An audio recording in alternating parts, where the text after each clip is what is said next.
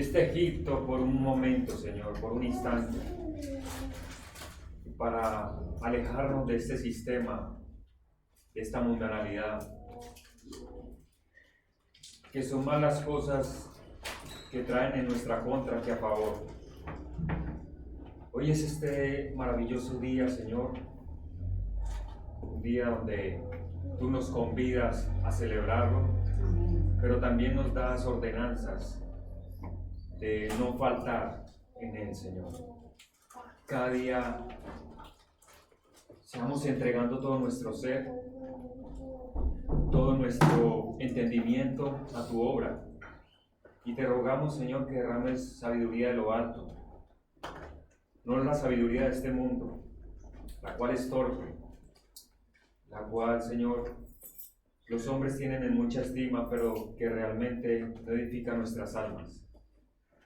Ayúdanos, Señor, para que esta sabiduría que viene de lo alto sea perfeccionando nuestros caminos, no para una vanagloria y una jactancia nuestra, sino para que cada día nosotros glorifiquemos y exaltemos al Dios único y santo, al Dios eterno, al Dios inmutable, al Dios que es perpetuo y que permanece para siempre. Te pedimos que nos perdones, Señor, por nuestra vana manera de vivir. Perdona nuestros pecados, perdona nuestra negligencia, porque como lo dice tu palabra, sabiendo hacer lo bueno y no lo hacemos, Señor, y ya eso es contado como pecado.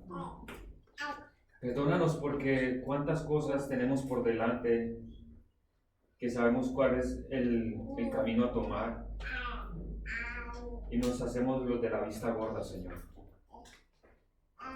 Perdónanos y ayúdanos. Ayúdanos en esta falencia, en este pecado remanente, el cual no nos conduce a nada bueno. Y cada día preserva nuestro caminar hacia ti. Te damos gracias, Señor, porque hemos obtenido tu perdón desde tiempos antiguos por el derramamiento de tu sangre. Y no solo por los presentes, Señor, sino también por los futuros. Y a ti te damos toda la gloria y toda la honra. Bendito Dios, también queremos consagrar este culto a ti, Señor. Que seas tú guiándonos en todo momento, en todo lo que vamos a hacer, en los 6 elementos de nuestro culto. Que nuestros signos, Señor, glorifiquen tu santo nombre, la lectura de la palabra, la oración, Señor, que hacemos por otras iglesias, la dedicación de diezmos y ofrendas, que a quien pongas tú aquí, Señor, sea hablando tu palabra y no la personal, y que seas guiando a tu rebaño a buenos pastos, Señor, para que tú nos hagas descansar en esos delicados pastos, oh bendito Dios. Que aunque andemos en valle de sombra de muerte, no temeremos mal alguno, porque tu palabra nos da la convicción que tú estarás con nosotros y que tú estás con nosotros. Y también queremos orar, Señor, por la consagración de la cena a ti. Tú nos has convidado a cenar contigo, Señor, y que disfrutemos el pan y el vino, Señor, recordando tu muerte, tu cuerpo, Señor, al tomar el pan y el vino para recordar tu sangre preciosa derramada en la cruz del Calvario.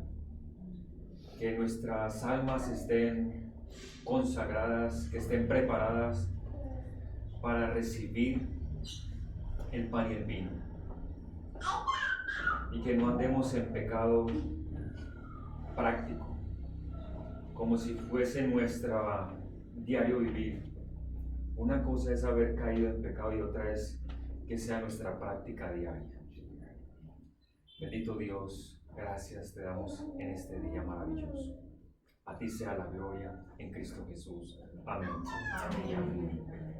Mis amados hermanos, vamos a nuestros signos y vamos a cantar al Señor. Vamos al himno 16. Alma bendice al Señor.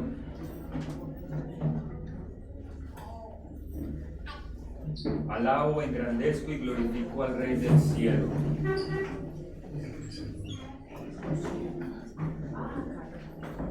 Vamos a hacerlo para nuestro santo Dios.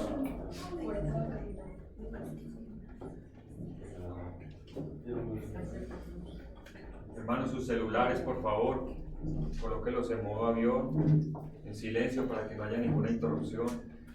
Vamos a cantar a nuestro santo Dios y vamos a dedicar todo nuestro ser. Y eso implica aún lo que llevemos puesto, lo que usemos como herramienta para cantar al Señor.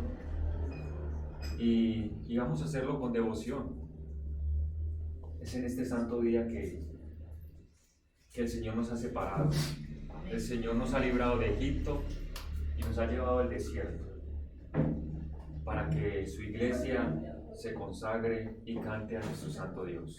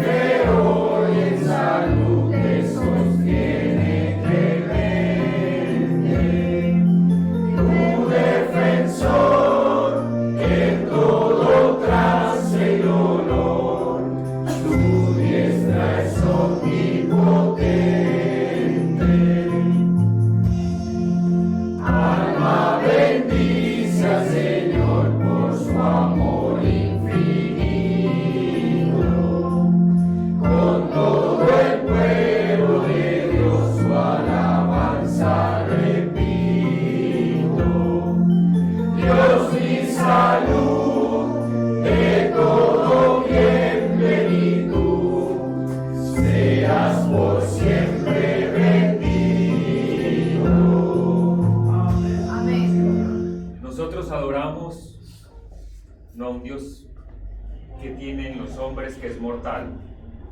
Nosotros adoramos al Dios que es inmortal, que es eterno, que nos dice acá que también es omnipotente y es poderoso para hacer como conviene. Amén. Y conviene para su gloria.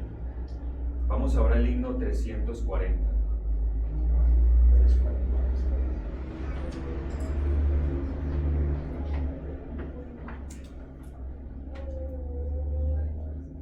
Dice la palabra del Señor que nos escogió en Él antes de la fundación del mundo. ¿Para qué? Para que seamos santos Y sin mancha delante de Él. y vamos a hacerlo con admiración. Dice acá en el himno. ¿Y a qué se refiere esto? A la obra maravillosa que ha hecho con nosotros. Amén. Entonces vamos a admirar a nuestro santo Dios, que nosotros siendo vil y menospreciados, nos escogió el Señor. Amén. Himno 340.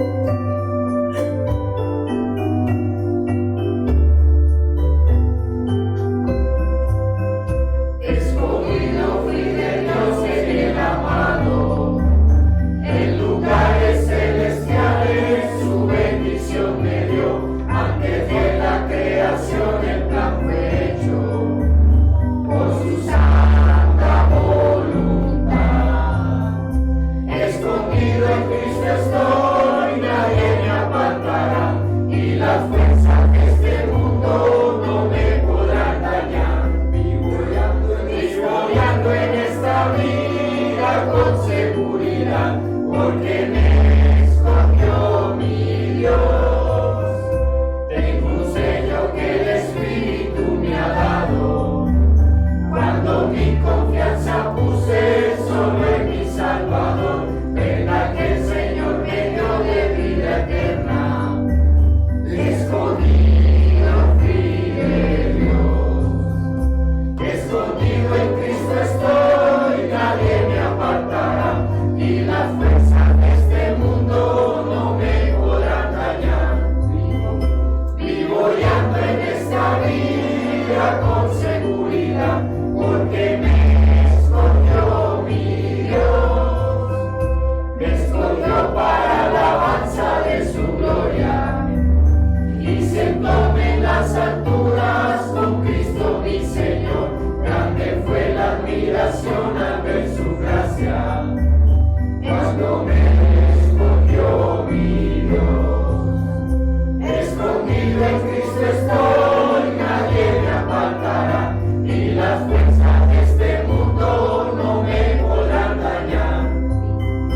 Vivo y ando en esta vida con seguridad, porque me escogió mi Dios. Amén. ¿Sabe este mundo por qué no nos ha dañado? ¿Por qué no nos ha apartado? Porque tenemos el sello del Espíritu Santo. Amén. Tenemos un sello. Por eso no nos hemos ido tras el mundo, porque en la carne ganan unos falta. Gracias al Señor, porque ha puesto su Santo Espíritu en nosotros y nos ha sellado y nos ha dado garantía de que nos guardará hasta el día de la redención. Amén. Amén. Himno 344. Yo sé a quién he creído.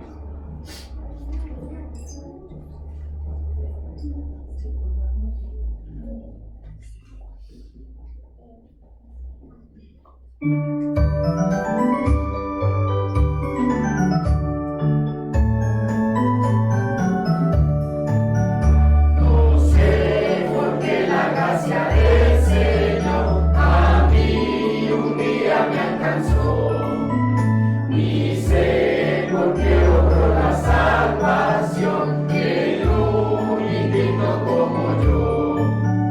Mas yo sé a quien he creído, y es poderoso para guardarme seguro hasta el día en que venga Él por mí.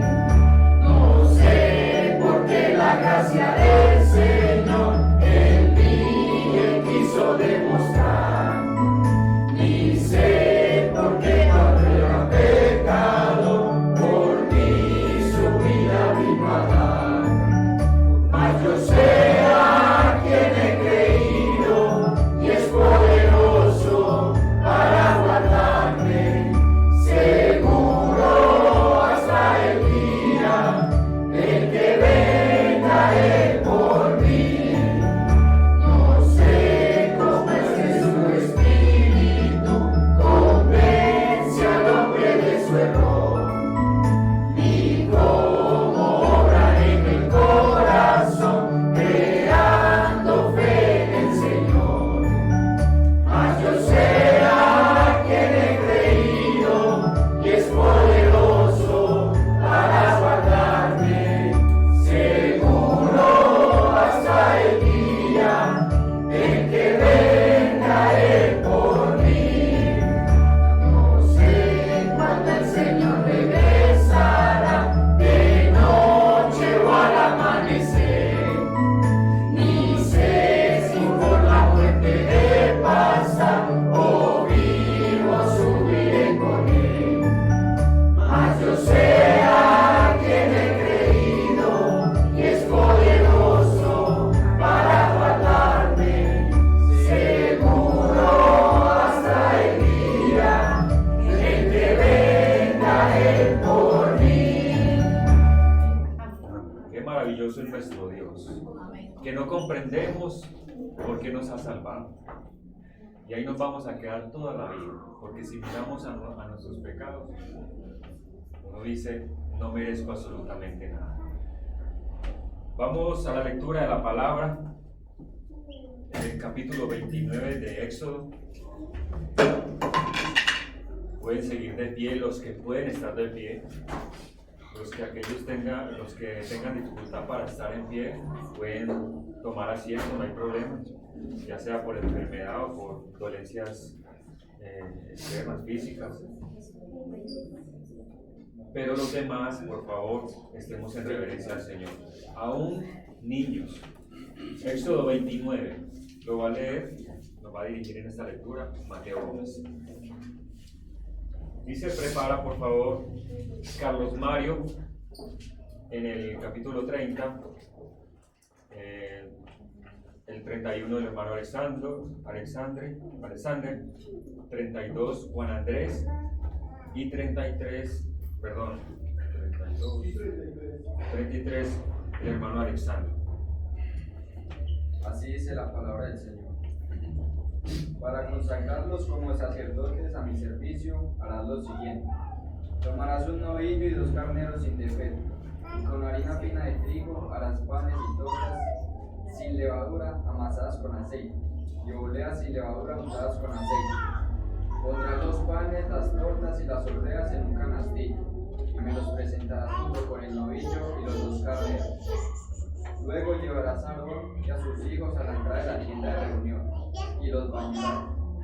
Tomarás las vestiduras y le pondrás a Aarón la túnica, el efod con su manto y el pectoral. El efod se lo sujetarás con el cinturón. Le pondrás el turbante en la cabeza, y sobre el turbante la tiara sagrada. Luego lo ungirás derramando el aceite de la unción sobre su cabeza. Acercarás entonces a sus hijos y les pondrás las túnicas y las mitras. A continuación les ceñirás los cinturones a Aarón y a sus hijos. Así les conferirás autoridad y el sacerdocio será para ellos una ley perpetua.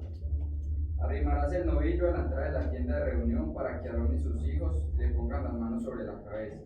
Y allí, en presencia del Señor, sacrificarás al novillo. Con el dedo tomarás un poco de sangre del novillo y la untarás en los cuernos del altar. Y al pie del altar derramarás la sangre restante. Al hígado y a los 2 riñones les quitarás la grasa que los recubre y la quemarás sobre el altar. Pero la carne del novillo, su piel y su excremento los quemarás fuera del campamento, pues se trata de un sacrificio por el pecado. Tomarás luego uno de los carneros para que Aarón y sus hijos le pongan las manos sobre la cabeza. Lo sacrificarás y con la sangre rociarás el altar y sus 4 costados. Destazarás el carnero y luego de lavarle los intestinos y las piernas, los pondrás sobre los pedazos y la cabeza del carnero, y quemarás todo el carnero sobre el altar. Se trata de un holocausto, de una ofrenda presentada por fuego, y aroma grato al Señor. Tomarás entonces el otro carnero para que Aarón y sus hijos le pongan las manos sobre la cabeza, y lo sacrificarás, poniendo un poco de su sangre en el lóbulo de la oreja derecha de Aarón y de sus hijos, lo mismo que en el pulgar derecho y en el dedo gordo derecho. Después de eso rociarás el altar y sus 4 costados con la sangre, y rociarás también un poco de sangre, de esa sangre y del aceite de la unción sobre Aarón y sus hijos, y sobre sus vestiduras. Así Aarón y sus hijos y sus vestiduras quedarán consagrados. De este carnero que representa la autoridad conferida a los sacerdotes, tomarás la cola, la grasa que recubre las vísceras, el hígado, los 2 riñones y el muslo derecho. Del canastillo del pan sin levadura que está ante el Señor, tomarás uno de los panes, una torta hecha con aceite y una oblea, y meciéndolos ante el Señor los pondrás en las manos de Aarón y de sus hijos. Se trata de una ofrenda mecida. Luego ellos deberán devolverte todo esto para que tú, en presencia del Señor, lo quemes sobre el altar junto con el holocausto de aroma grato. Esta es una ofrenda presentada por fuego en honor del Señor. Después de eso, tomarás el pecho del carnero que representa la autoridad conferida a Aarón, y lo mecerás ante el Señor, pues se trata de una ofrenda mecida. Esa porción será la tuya. Falta el pecho del carnero que fue mecido para conferirles autoridad a Aarón y a sus hijos, y también el muslo que fue presentado como ofrenda, pues son las porciones que a ellos les corresponden. Estas son las porciones que de sus sacrificios de comunión al Señor les darán siempre los israelitas a Aarón y a sus hijos como contribución. Las vestiduras sagradas de Aarón pasarán a ser de sus descendientes, para que sean ungidos y ordenados con ellas. Cualquiera de los sacerdotes descendientes de Aarón que se presente en la tienda de reunión para ministrar en el lugar santo deberá llevar puestas esas vestiduras durante 7 días. Toma el carnero con que se les confirió autoridad y cuece su carne en el lugar sagrado. A la entrada de la tienda de reunión, Aarón y sus hijos comerán la carne del carnero y el pan que está en el canastillo. Con esas ofrendas se hizo expiación por ellos, se les confirió autoridad y se les consagró. Solo ellos podrán comerlas y nadie más, porque son ofrendas sagradas. Si hasta el otro día queda algo del carnero con que se les confirió autoridad o algo del pan, queman. No debe comerse porque es parte de las ofrendas sagradas. Haz con Aarón y con sus hijos todo lo que te he ordenado. Dedica 7 días a conferirles autoridad. Para hacer expiación, cada día ofrecerás un novillo como ofrenda por el pecado. Purificarás el altar haciendo expiación por él y ungiéndolo para consagrarlo. Esto lo harás durante 7 días. Así el altar y cualquier cosa que lo toque quedarán consagrados. Todos los días ofrecerás sobre el altar 2 corderos de un año. Al despuntar el día ofrecerás uno de ellos y al caer la tarde el otro. Con el primer cordero ofrecerás como ofrenda de libación 2 kilos de harina fina mezclada con 1 libro de aceite de oliva y 1 litro de vino. El otro cordero lo sacrificarás al caer la tarde, como ofrenda presentada por fuego y aroma grato al Señor, junto con una ofrenda de libación como la presentada en la mañana. Las generaciones futuras deberán ofrecer siempre este holocausto al Señor. Lo harán a la entrada de la tienda de reunión, donde yo me reuniré contigo y te hablaré, y donde también me reuniré con los israelitas. Mi gloriosa presencia santificará ese lugar. Consagraré la tienda de reunión y el altar, y consagraré también a Aarón y a sus hijos, para que me sirvan como sacerdotes. Habitaré entre los israelitas y seré su Dios. Así sabrán que yo soy el Señor su Dios, que los sacó de Egipto para habitar entre ellos. Yo soy el Señor su Dios. Amén. Amén. Ahora, mis amados hermanos, pueden tomar asiento y vamos a orar.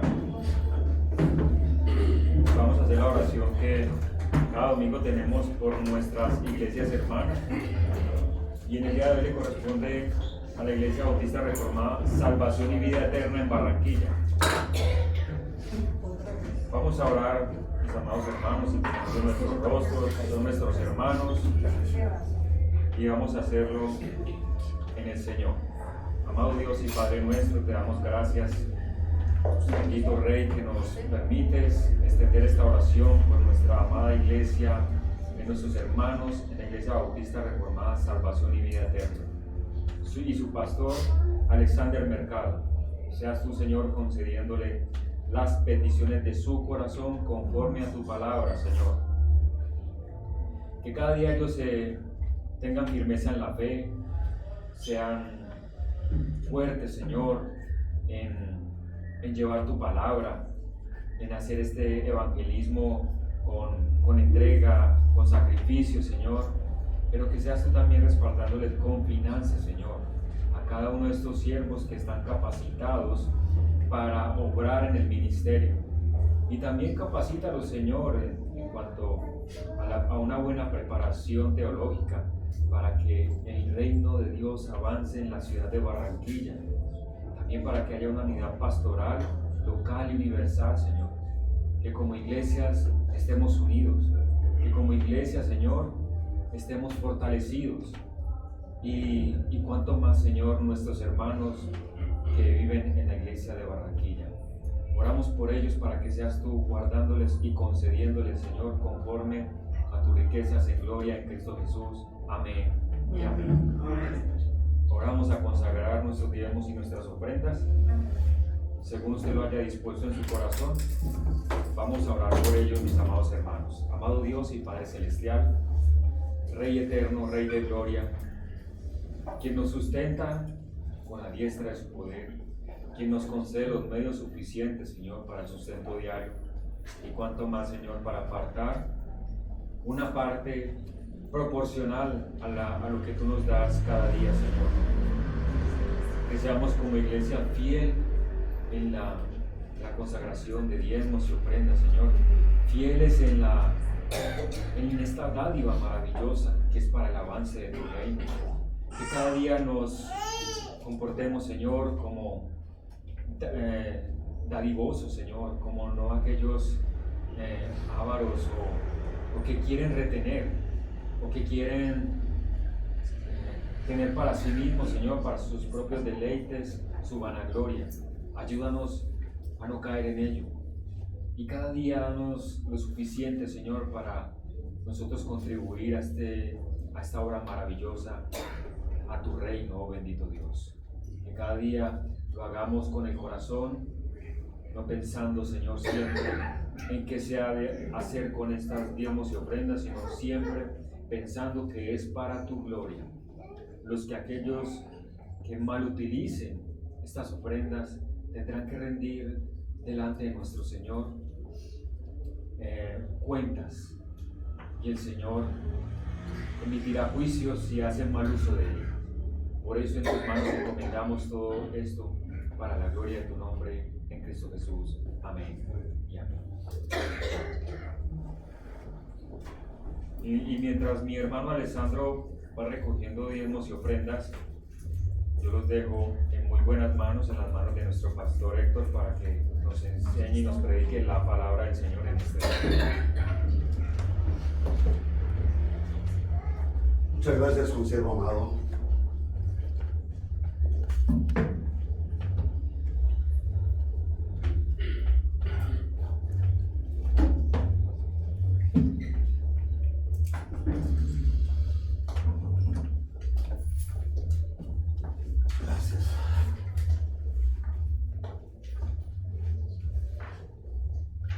Amada Iglesia del Señor, Iglesia Bíblica, Bautista y Reformada, Ríos de Gracia, reciban ustedes muy buenos días. Un saludo muy cordial, un saludo de amor. ¿Cómo hemos estado esta semana? Hermanos, a veces nosotros pensamos en el culto como nos hacemos las cosas mecánicamente y no somos ministrados por el Señor, no permitimos, nos resistimos a la hora que el Señor está haciendo. Esta mañana me impacta la palabra del Señor que leímos. Algunas veces les pregunto, hermanos, ¿qué leímos? ¿Cuál fue el sermón? ¿De qué se trató el sermón? Y lo pudiéramos recordar. Pero si les pregunto cuál fue el texto bíblico que leímos, no nos acordamos. Y el texto bíblico es el que nos habla, ¿cierto?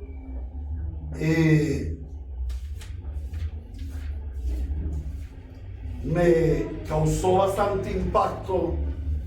Lo he leído muchas veces, indudablemente. Pero hoy me toca poderosamente este texto. En lo que leímos en Éxodo 29, dice en el versículo 43 en adelante: y donde también me reuniré con los israelitas, mi gloriosa presencia santificará este lugar. Cuando los israelitas estamos reunidos, cuando la iglesia está reunida, el pueblo de Dios está reunido, su gloriosa presencia santifica este lugar. Este lugar es un lugar santo. Es un lugar donde habita la presencia de Dios. Y en un lugar santo suceden cosas maravillosas. Pero en un lugar santo nosotros debemos tener gran reverencia, como nos lo mostraba el texto. Entonces consideremos que estamos en un lugar santo, que debemos honrar al Señor y que debemos recibir la palabra, debemos celebrar el culto con reverencia a nuestro santo Dios. Vamos a inclinar nuestro rostro y a orar consagrándonos para la lectura, meditación, explicación y aplicación de la palabra de Dios. Oremos, hermanos, y puestos en pie, leemos el texto bíblico.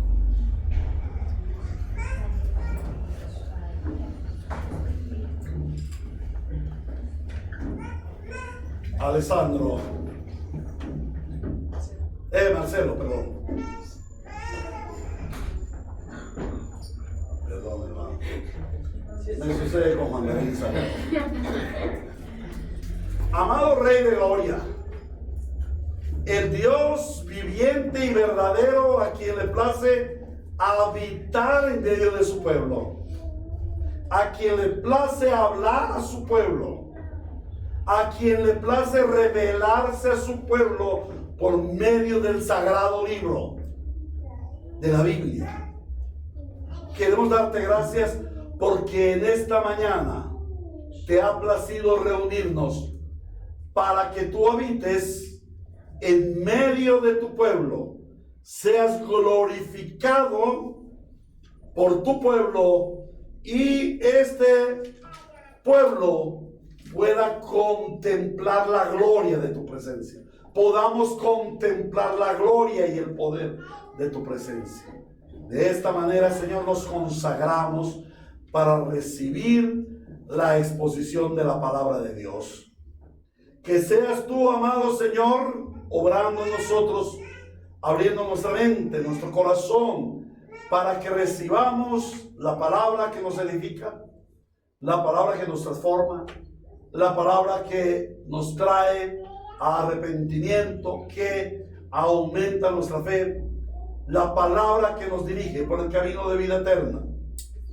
Y también, Señor, oramos por aquellos que no han escuchado el Evangelio, para que por medio de la clara exposición de la palabra reciban la bendición de la salvación y vida eterna. De mi parte, mi Señor, te suplico, me asistas para exponer el texto bíblico con fidelidad y que tú, Señor, seas adorado, exaltado, muy glorificado en medio de tu iglesia, en Cristo Jesús. Amén y amén. Continuamos con nuestro texto, estudio sistemático del texto en la carta a los Efesios. Vimos de una manera general la doxología. Ahora vamos a entrar de manera particular al contenido particular de cada aspecto de esa doxología. Comenzamos con Efesios capítulo 1, versículo 4, y lo vamos a leer todos.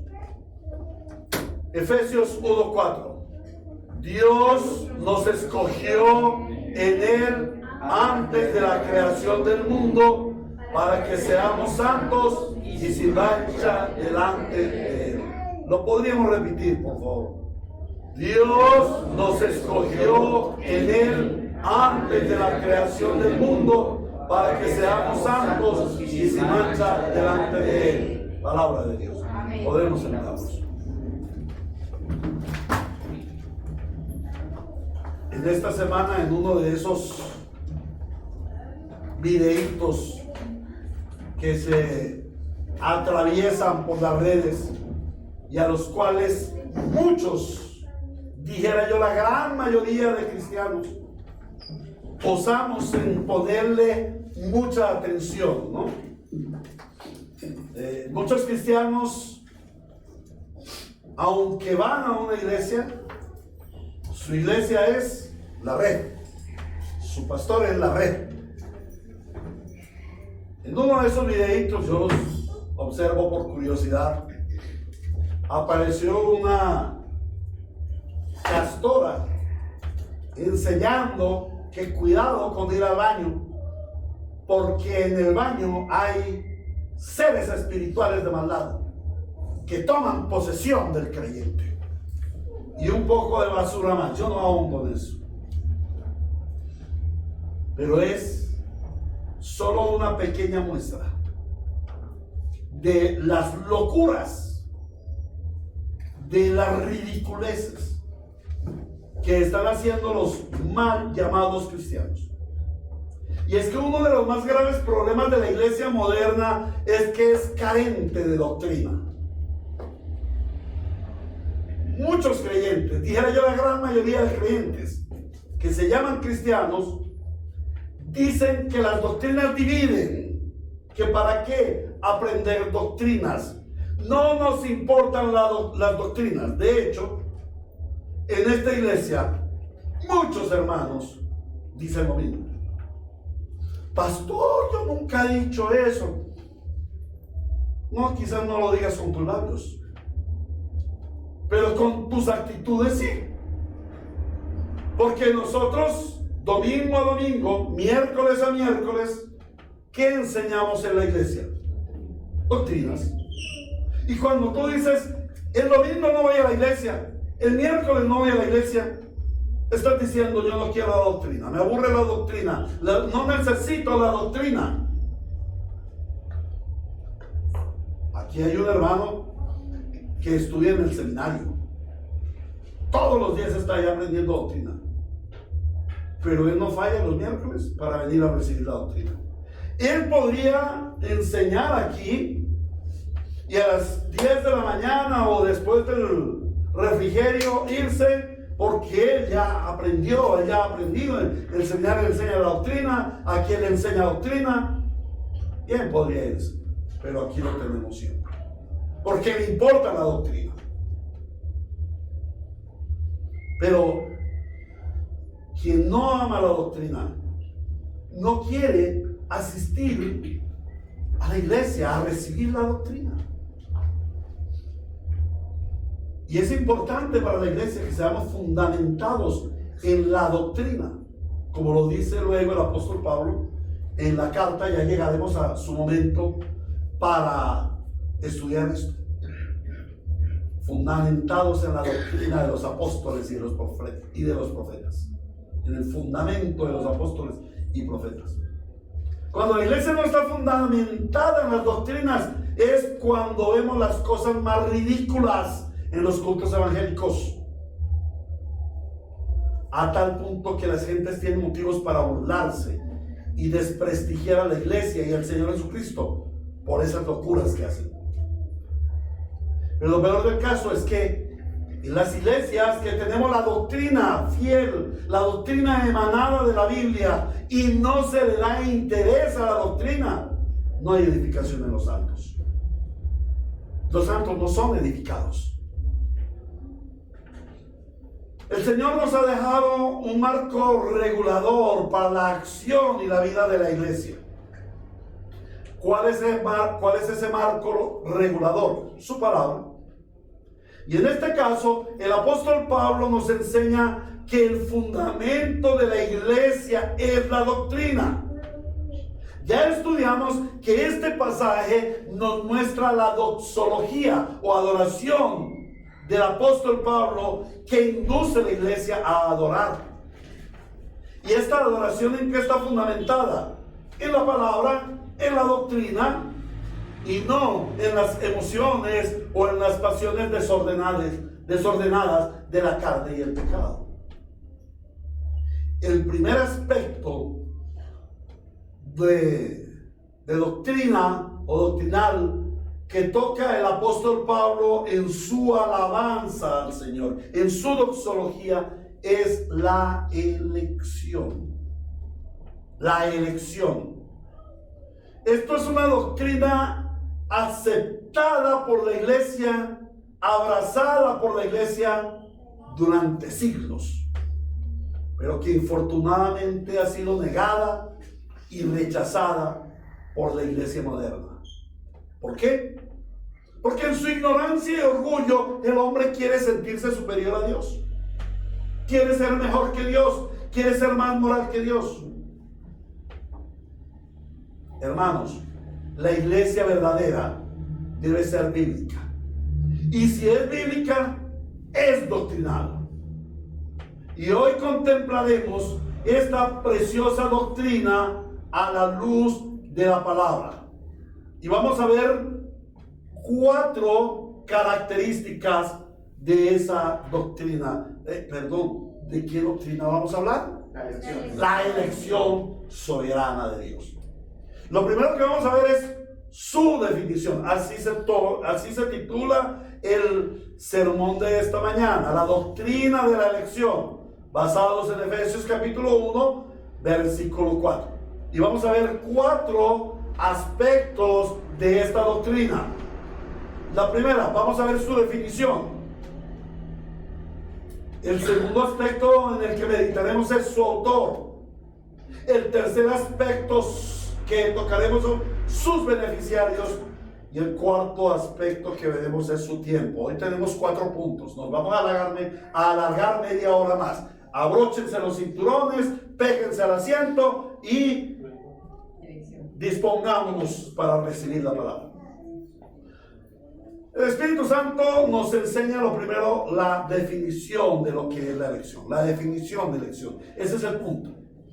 ¿Por qué? Porque dice allí, Dios nos escogió. Escogió.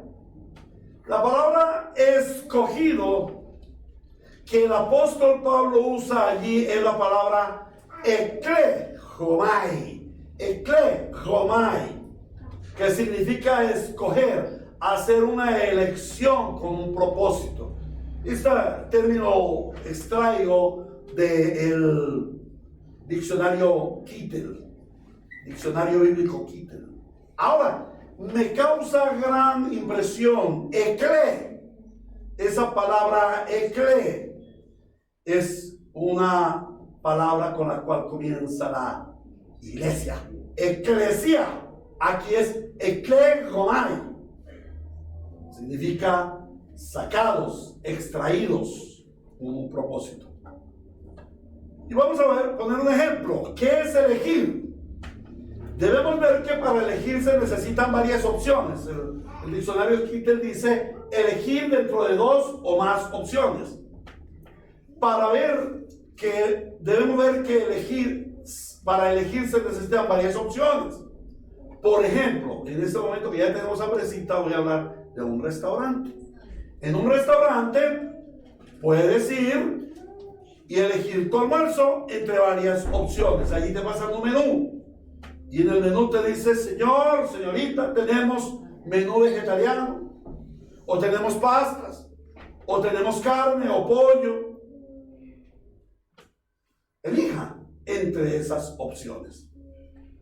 Pero si el mesero te dijera solamente, tenemos plato típico, ¿podrías tú elegir? No podrías elegir. Ahora, otro aspecto de la elección es que el elegir algo implica dejar de lado lo demás. No abrazarlo, no tomarlo. Si tú eliges almuerzo vegetariano, estás dejando de lado lo demás. Escoger algo implica dejar otras cosas, dejarlas ahí, en su estado. No es que si una persona elige almuerzo vegetariano, a su vez está eligiendo el no comer típico, ni pasta, ni pollo. Por ejemplo, tú nunca le dirías al mesero, joven, creo que elijo no comer pollo, y elijo no comer carne, y elijo no comer típico. No, tú te vas al grano. Quiero comida vegetariana. Lo demás se queda allí. Habiendo visto la definición etimológica, ahora vamos a ver la definición teológica. La elección se define como el hecho de que Dios selecciona a algunos pecadores para darles salvación gratuita, salvación por gracia, dejando a los demás pecadores en su condición caída. Lo repito. La elección se define como el hecho de que Dios selecciona a algunos pecadores para darles la salvación, dejando a los demás pecadores en su condición. Pero esta definición nos genera una pregunta. Si Dios eligió a unos para salvación, ¿quiere decir que Él deliberadamente hizo una elección para condenar a otros? La respuesta es no. Esta postura teológica es conocida como la doble predestinación y es contraria a la teología propia, es contraria al decreto de Dios, es contraria a la voluntad de Dios. Dios no escogió a ningún hombre para condenación. Pastor, pero si escogió a unos, eligió a unos para salvación, ¿quiere decir que a los otros los eligió para condenación? No, mi hermano, Él no escogió a nadie para condenación. Él escogió a los que nos da salvación de entre los ya condenados. Los condenados no eran buenas personas, los condenados eran condenados. Y el Señor lo único que hizo fue dejarlos en su estado, dejarlos en su condición. Lo segundo que debemos observar y que el Espíritu Santo nos revela en el texto, porque estamos extrayendo del texto, no estamos extrayendo una doctrina de un libro, de un teólogo. No, esto lo dice la palabra, yo tengo que seguirme a la palabra. Dice, Dios nos escogió en Él. ¿Por qué no repetimos esa frase? Dios nos escogió en Él antes de la fundación del mundo. La Biblia dice que Dios fue quien nos escogió. No es el hombre quien lo escoge a Él, sino es Él quien escoge al hombre. Es un acto potestativo de Dios y solo de Dios. Hoy en día se le dice a la gente, usted puede escoger si sigue al Señor o no sigue al Señor. Mire, por allá en la Biblia dice, escoge usted para dónde se quiere irse, el camino de maldición o el camino de bendición. No, el Señor no le está diciendo eso a los pecadores, al mundo. Él está diciendo al pueblo escogido, los israelitas, que no estamos hablando de todos los hombres salvos, sino estamos hablando de un pueblo, de una nación. Y entonces Moisés les dice, usted verá para dónde agarran. Ya se les ha instruido, ya se les ha enseñado. Ahora ustedes verán para dónde van. Si eligen el camino de bendición o eligen el camino de maldición. Hoy en día se ofrece. Usted puede escoger a Dios o rechazar a Dios. Eso no es verdad. Es imposible. Porque no es un acto del hombre quien escoge. Dice, Dios nos escogió, no nosotros lo escogimos a Él. La elección de Dios de ciertos individuos para la salvación antes de la fundación del mundo descansa solamente en su propia y soberana voluntad. Por eso dice, Dios nos escogió en Él.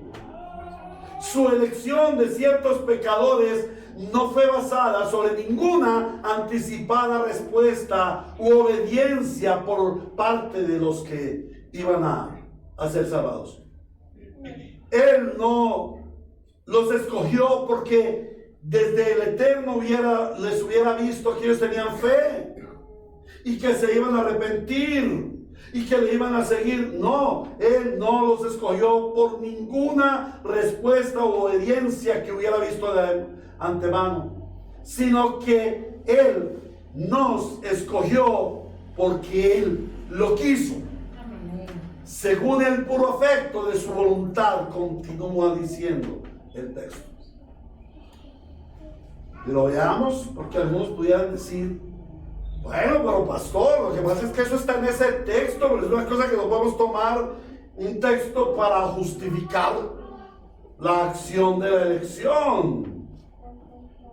Vamos a ir a Juan, capítulo 15, versículo 16.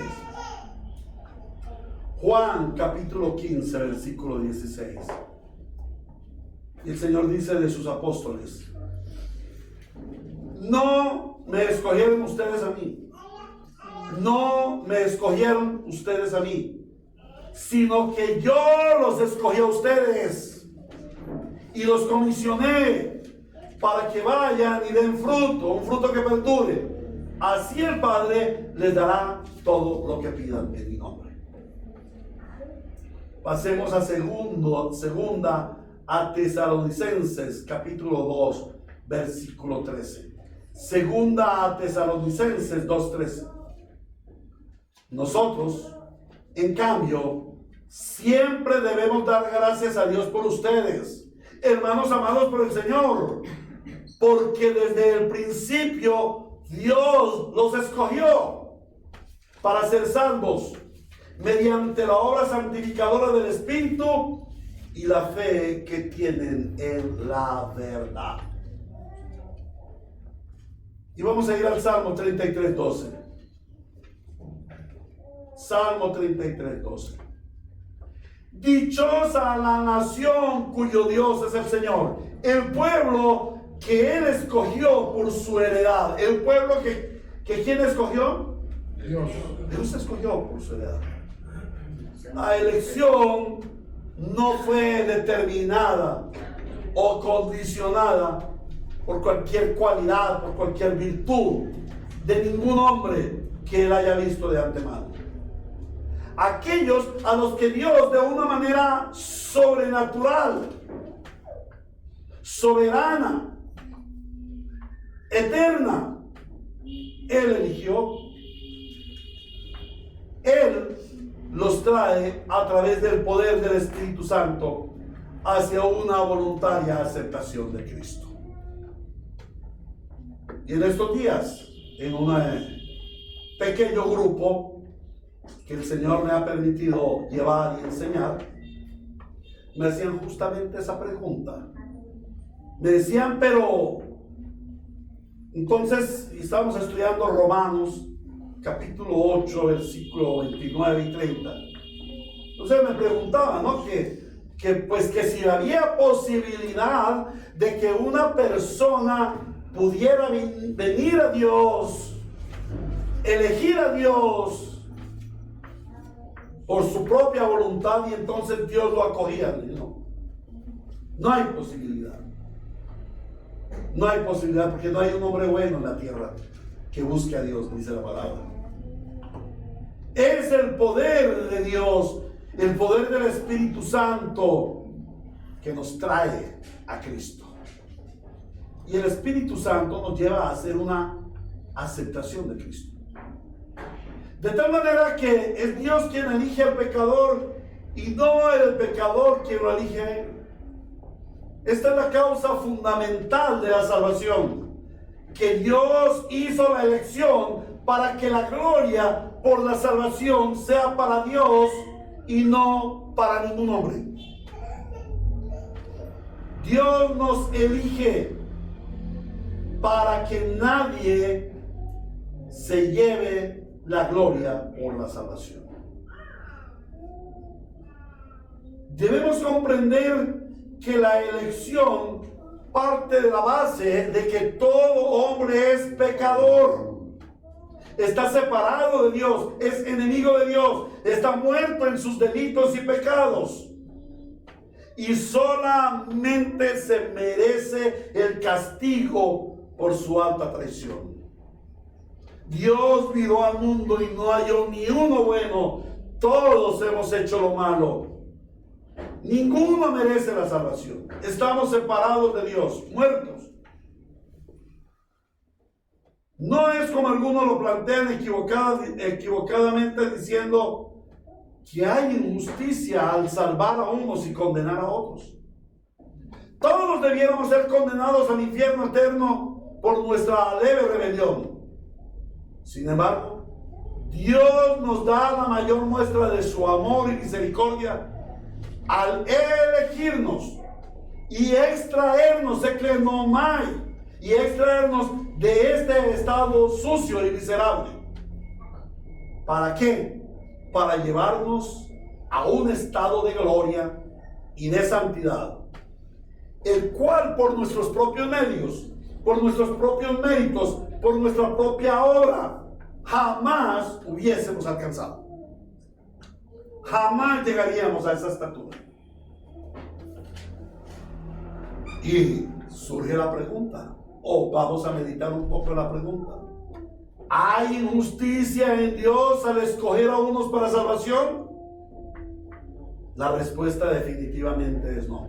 Y vamos a ir al libro de Romanos, capítulo 9, versículos 14 al 16. Así dice el santo Dios de la iglesia. ¿Qué concluiremos? Romanos 9, 14 al 16. ¿Qué concluiremos? ¿Acaso es Dios injusto? De ninguna manera. Es un hecho que a Moisés le dice: tendré clemencia de quien yo quiera tenerla, y seré compasivo con quien yo quiera serlo. Por lo tanto, la elección no depende del deseo ni del esfuerzo humano, sino de la misericordia de Dios. Como lo vamos a ver en Efesios capítulo 2. Por gracia sois salvos por medio de la fe, y esto no de vosotros, sino que es un don de Dios, para que nadie se gloríe. Hermanos, no hay injusticia en Dios en escoger de entre los pecadores a unos para ser salvos. No hay injusticia en Dios por 3 razones. La primera es porque Él es potestativo, Él es soberano. Yo les pregunto a los que son casados, a Mauricio, a Pierísimo, a todos los que somos casados ya. ¿Ustedes eligieron a su esposa? ¿Usted eligió a su esposa, hermano? ¿Usted no eligió a su esposa? Sí. Mauricio, escogiste a tu esposa, tú la elegiste. ¿Cierto que sí? ¿Por qué no escogiste a Petronila? ¿O a Sinforosa? Con el solo nombre ya basta. Escogiste a la hermana Lady. Entonces tú la viste y dices: uy, qué hermosa esa muchacha, la voy a cortejar, ¿cierto? ¿Cierto o no cierto, don Juan Darío? Bueno, la pregunta es: si tú como hombre tienes derecho de elegir a tu novia, ¿por qué Dios no tiene derecho de elegir a la suya? ¿Por qué no tiene Él potestad de elegir a su esposa? Él tiene el derecho y Él tiene la potestad, no tenemos que juzgar eso. Ahora, la segunda razón es porque Él no escogió hombres neutros. El problema del entendimiento de muchos dice: ay, es que ¿cómo Dios escoge a unos y pobrecitos los otros? ¿Por qué los deja ahí? No, es que Dios, ¿por qué los escogió para condenación? No, es que Dios no los escogió para condenación. Ellos no eran buenos, ellos ya estaban condenados. Antes tenemos que mirar, no lo que pudiéramos decir que es injusticia en Dios, sino la gracia que Él tiene para escoger a los que no merecemos ser escogidos. Pero la tercera es la más importante. No hay injusticia en Dios, porque Dios, el Señor, cargó en Jesús el pago de esta elección. Esta elección tiene un precio. Cuando Él eligió, sabía que su Hijo tenía que ir a la cruz para salvar a los elegidos, para que no haya injusticia en Dios. Ahora, eso nos lleva a lo tercero que nos habla el texto: los beneficiarios de la elección. Dice: Dios nos escogió. Nos. El pronombre nos indica un plural. Él no dice Dios te escogió, dice Dios nos escogió. Esto es un plural. Dios no escogió a unos individuos personal y particularmente. Dios escogió a un pueblo corporativamente. Dios escogió a su iglesia. ¿Qué importancia tiene que esta elección sea para la iglesia? ¿Qué importancia ha de tener para ti como cristiano? Hermanos, en la actualidad vivimos una iglesia impersonal, una iglesia egoísta, una iglesia centrada en la exaltación del arrogante yo, una iglesia que no tiene sentido de compañerismo.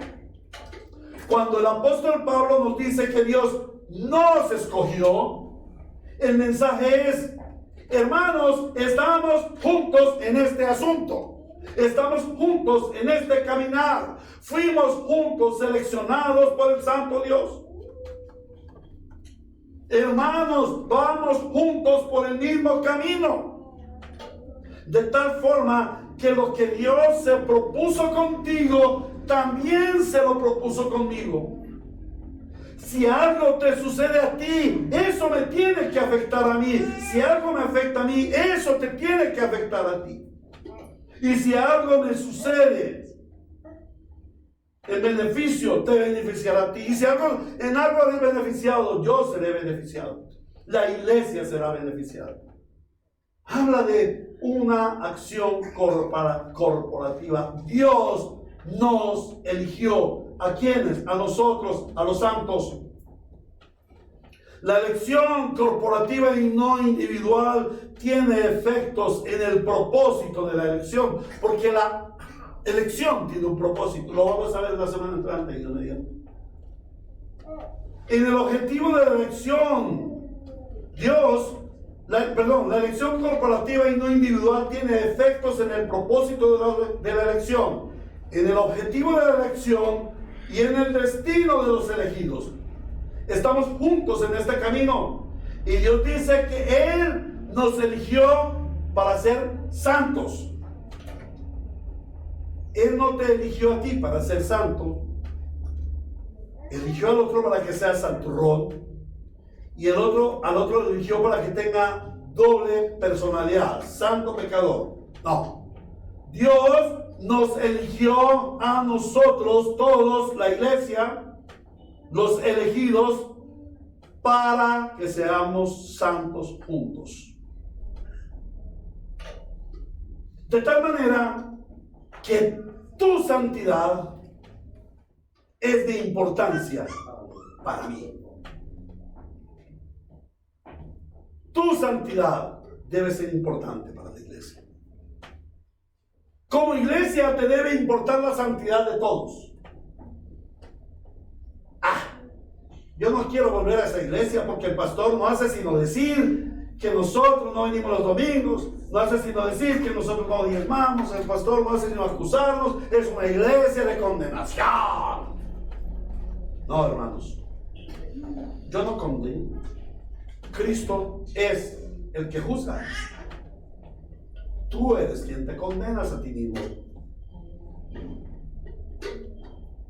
Yo tengo el santo deber de cuidar de tu santidad, amado hermano.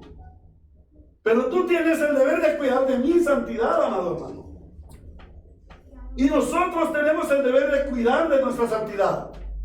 Ahora, nuestra santificación progresiva no es un trabajo individual.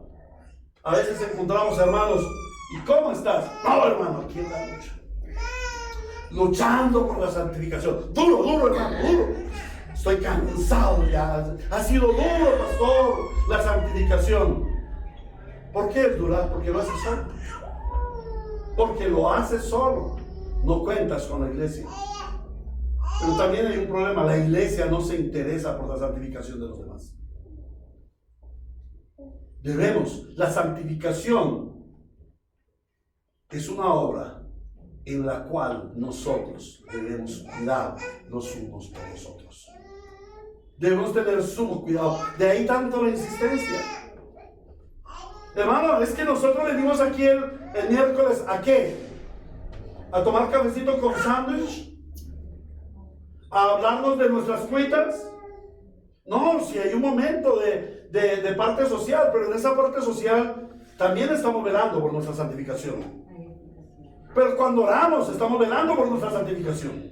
Pero cuando cantamos los himnos, estamos velando por nuestra santificación. Cuando se escucha la palabra de Dios, estamos velando por la santificación común. Cuando un hermano te llama a tu casa y te dice, hermano, ¿cómo estás? Hermanita, ¿cómo te ha ido? Te extrañamos el domingo en el culto. Nos hiciste mucha falta. ¿Cómo te sientes? El hermano no te está supervisando. El hermano no es el gerente de asistencia de la iglesia. No, hermanos. Como hermanos tenemos el deber de santificarnos. Tenemos el santo deber de santificarnos. la corporación, la elección corporativa y no individual, tiene el propósito que como santos nos cuidemos los unos a los otros en santificación. Y dice, y Él nos eligió para su gloriosa alabanza. Entonces, juntos debemos glorificarle. Juntos. Él nos eligió para un destino eterno. Entonces, juntos debemos caminar hacia ese destino eterno. Cuando un hermano cae, tiene que haber otro que le levanta. No que lo arrastra, no que lo sepulta, sino que lo levanta. Muchos, la gran mayoría de hermanos, tenemos el gravísimo problema. Y aquí digo tenemos, porque soy iglesia.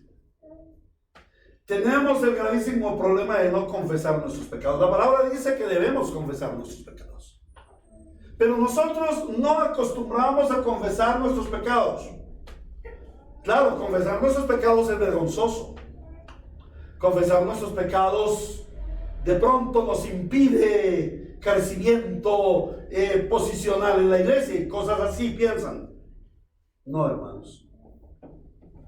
Cuando nosotros confesamos nuestros pecados, estamos sobrellevando las cargas los unos de los otros, como lo dice Gálatas capítulo 6, versículos 1 y 2. Si un hermano pecare, ustedes que son espirituales, restáurenle con un espíritu de mansedumbre, cuidando de que no caigan también. Sobrelleven las cargas de los unos de los otros, y en esto se cumple la ley de Cristo. Cuando nosotros compartimos nuestras luchas, nuestras cargas, estamos sobrellevando las cargas los unos de los otros. Caminamos nuestro camino hacia la vida eterna. Comúnmente, yo a veces digo, a mí me preguntan, pastor, pero ¿usted cómo hace para dos iglesias? Le digo, no, es que realmente con quien yo me esfuerzo mucho es con la iglesia Ríos de Agua Viva, la iglesia de San Diego. Los hermanos de Ríos de Gracia, yo con ellos no tengo ningún problema. Ninguno de ellos tiene enfermedad, ninguno de ellos tiene necesidad, ninguno de ellos necesita oración, ninguno de ellos, todos son ricos, tienen mucho dinero, están súper bien, están adelantados en la fe. ¿Por qué? Nunca llaman para pedir oración. Nunca dicen queremos esto, necesitamos esto. No hay un interés. Venimos el domingo, cumplimos con el deber y nos vamos. Los que pueden venir el miércoles, vienen el miércoles y apague y vámonos. No, hermanos, esa no es la iglesia. La iglesia caminamos juntos. Y no estoy hablando de todos. Hay hermanitos muy hermosos que han comprendido la palabra de Dios y que traemos las cargas los unos a los otros. Traemos las cargas los unos a los otros para que las sobrellevemos. Amén. La pluralidad en la elección implica pluralidad en nuestra acción. Y habiendo visto esto, ahora el Señor nos conduce al tiempo de la elección. Dice así: Dios nos escogió en Él antes de la creación del mundo. Dios nos escogió desde antes que algo existiera.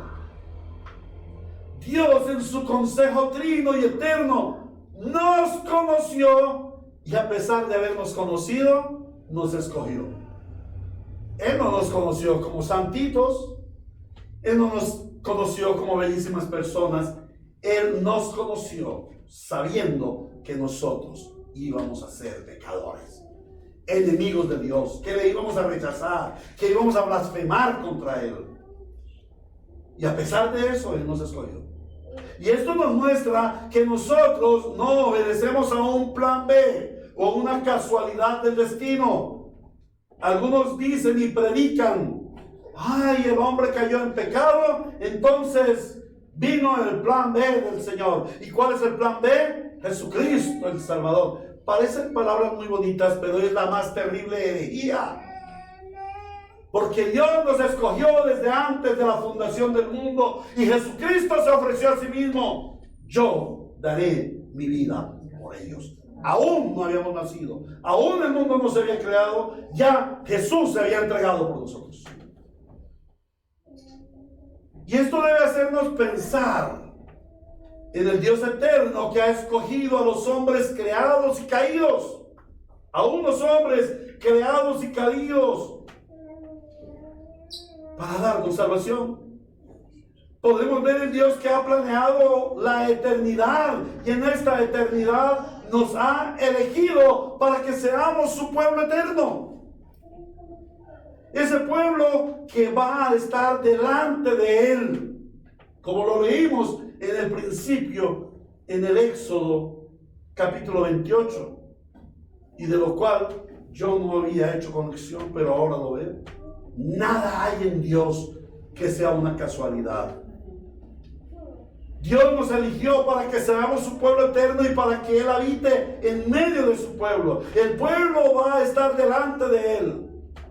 Podemos ver el plan eterno de Dios de formar un pueblo especial. Mas vosotros sois real sacerdocio, nación santa, linaje escogido, pueblo adquirido por Dios, para que anunciemos las virtudes de aquel que nos llamó, que nos escogió para sacarnos de las tinieblas a su luz admirable.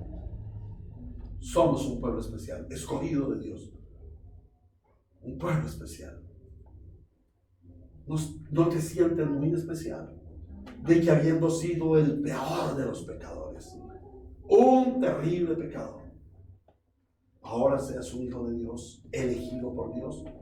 Porque si a ti te hubieran dado la elección, nunca habías elegido por Dios. Nunca habías elegido a ese Padre hermoso, a ese precioso Salvador, a ese glorioso Espíritu Consolador. Nosotros fuimos elegidos como un pueblo especial para Él, como un pueblo que tengamos su identidad. Y la iglesia debe pensar en esa elección eterna. También esto nos debe hacer pensar en el Dios inmutable. Y aquí estamos viendo los atributos de Dios, porque la doctrina nos enseña los atributos de Dios. El Dios que elige es porque tiene atributos suficientes para elegirnos. El Dios de amor, el Dios de santidad, el Dios inmutable, el Dios de gracia, el Dios de misericordia. Debemos pensar en el Dios inmutable, en el Dios que no cambia de parecer. Esto nos debe hacer reflexionar en que nuestra salvación no es un juego, hermanos. Tu salvación no es un juego. Ser iglesia no es un juego. No estamos jugando a venir a la iglesia el domingo.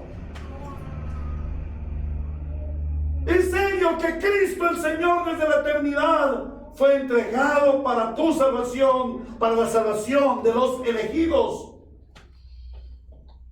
Esto es lo más serio de nuestra existencia. Ser iglesia no es un juego, hermanos. No lo mires desde tu aspecto, desde tu punto de vista. Es que el domingo puedo ir. Es que el domingo no puedo ir, estoy muy cansado. El domingo me toca trabajar. Estoy corto de finanzas. Voy a alquilar mi carro para hacer carreras. Es que tengo un paseo. Es que... no, hermanos. No jugamos a ser iglesia.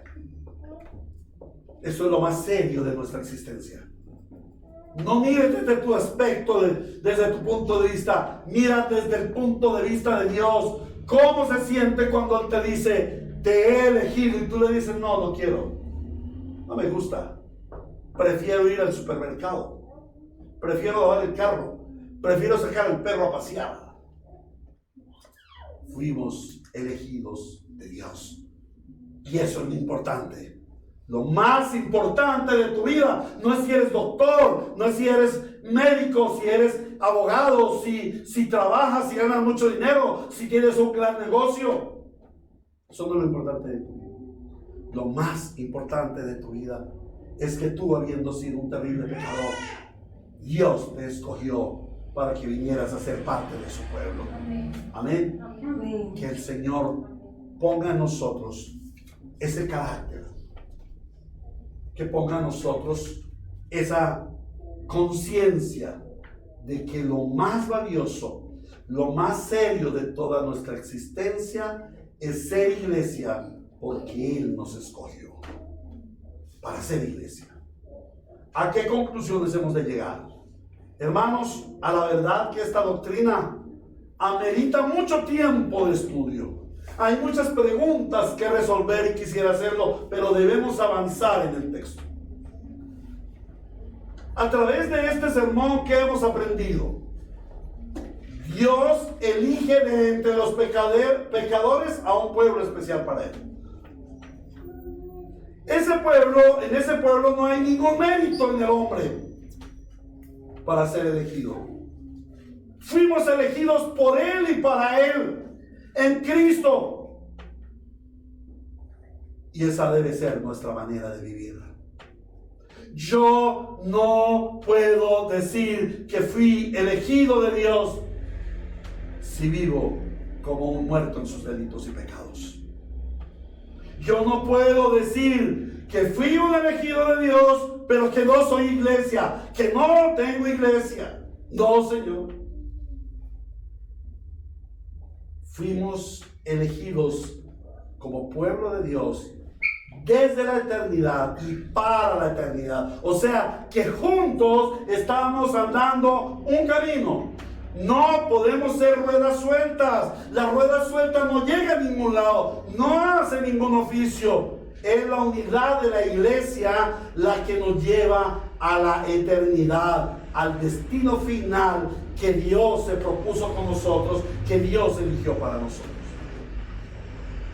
Fuimos elegidos para la gloria de Dios y no para otra cosa.